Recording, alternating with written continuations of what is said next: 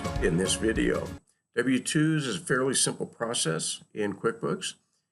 The times when you find really serious problems in the creation of W-2s is a reflection, almost always, of errors in payroll setup, so that you may have errors in multiple paychecks.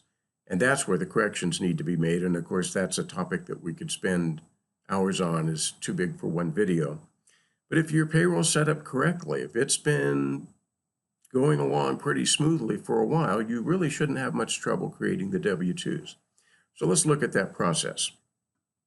I'm going to go to the Payroll Center. Then I'm going to make sure that I've got the File Forms tab open here. This is my list of forms. So I'm going to scroll down here until I find W-2.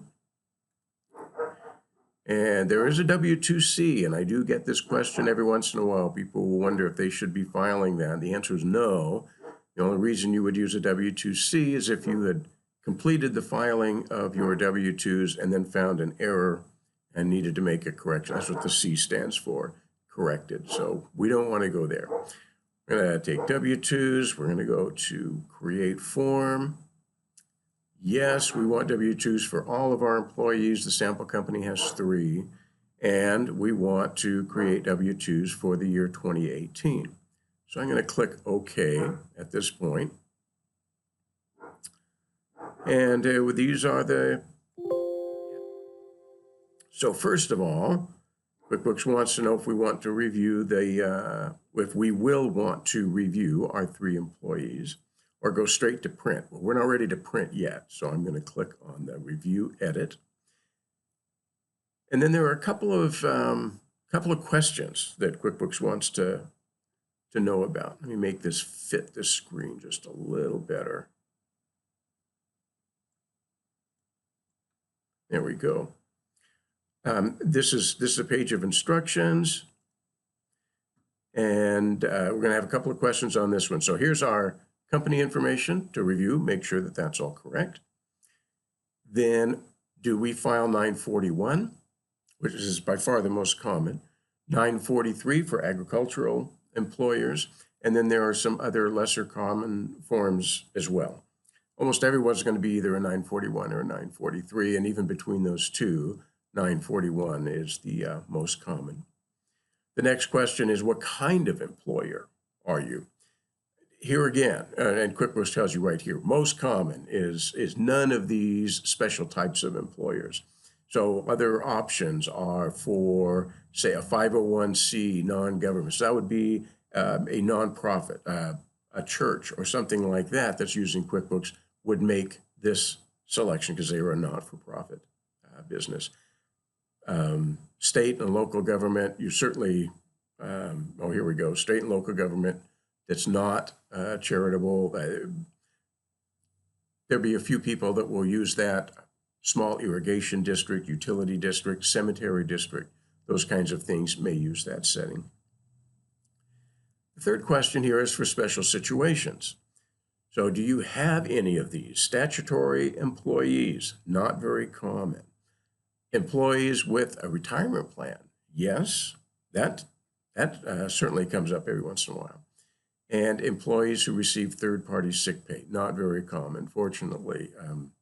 Only had to deal with that once in 20 years. So, but this retirement plan certainly is fairly common. So the sample file has a retirement plan for its employees.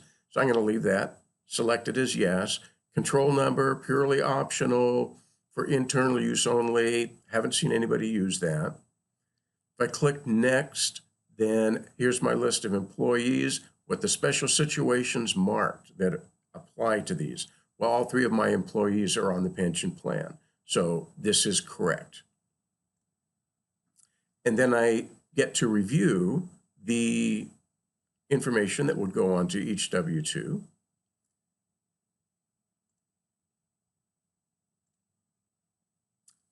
And then that's pretty much it. The process is done. QuickBooks gives you this little chart here if you want to keep track of, you print this out and mark this when you give the employees theirs, or send in the Social Security Administration copy or something like that. So if you wanted to use that, you certainly could. And then this is the W-3. Now the W-3 is just a summary of all the W-2s that you've sent in. So when you mail this to the Social Security Administration, assuming that you print, you are going to package all of the W-2s together, and then you're going to submit one W-3 with that batch of W-2s, and the W-3 then totals all of the wages, all of the withholding, all of the Social Security, and so forth. So our forms are complete, at least in QuickBooks. So let's look at the printing process. There are 3 sections to the print window, or I should say, I guess I'm talking about this section where we choose what forms we're going to print. We have 3 sections. I'll mention first here that we can print on blank paper, which is really nice. You don't have to go buy those red forms. You don't need that. The only thing that you do need is a special copy for the employees, and the only thing that's special about that, 2 things actually. It's supposed to be perforated paper so that it can easily tear apart the different copies, and it's supposed to have instructions for W-2s. I'm not sure if anybody's ever read the instructions on the W-2 for how to use it, but it is a requirement that they be there. So the only special paper that you need to buy is for the employee's copy, perforated with instructions. Well, you have the option for pre-printed forms, but I'm not sure why you would choose that. Plain paper is just so much easier. Okay, so here's our 3 sections that I was referring to. For employees, we have 2 options. We can print their W-2s a 3 per page format. We can use a 4 per page format. That's going to depend on the paper that you buy. So the 4 per page is actually a sheet of 8.5 by 11 paper quartered. 1, 2, 3, 4. The 3 per page are from top to bottom, 1, 2, and 3. So you would choose that, and then you would print. Let's go ahead and do this. It says print PDF because all of the printing for payroll forms now goes through a PDF process of creating a PDF and then printing that. So that's what the 4-up is often the term used. That's what a 4-up W-2 looks like. Okay, second section is for let me make sure I'm clear on that. I'm going to print all of my employee copies, and then I'm done with this section. It's going to print in one batch. I put the special paper in. I tell QuickBooks to print those copies, and they're done in one batch. Then I go to this section for employer. If I want a paper copy for myself, and some people do, then I'm going to select this W-2 copy D for your records. By your records, QuickBooks meaning the employer. And I'll print that on plain paper. Get the perf paper out of the printer and use plain paper for these. They'll print 2 on a page. Once I make that selection and I print, it prints in one batch and it's done. The next section then is for government. So copy A, that's the copy that goes to the Social Security Administration. Again, plain paper. I'm going to click the print button here. Let's just pick up take a look at the PDF. So this is how it's going to print, 2 per page. Don't cut them apart. If you have a blank form on a page, just leave it. Social Security Administration wants them to be that 8.5 by 11 size. You don't want to alter that. They're going to scan those in to their system. And then that's all my W-2. So there's my 3 batches. I have a batch on perf paper for my employees. I have a batch on plain paper for myself, for my records. And then I have a batch on plain paper for the Social Security Administration.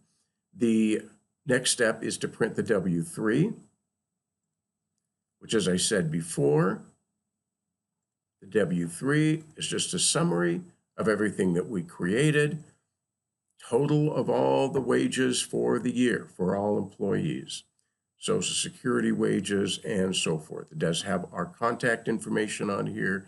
You can see the phone number and the email address, and that goes with the Social Security Administration copy, instructions for mailing and the address to use and so forth to mail those W-2s is on that W-3. Once that prints out, you'll have that address right there in front of you.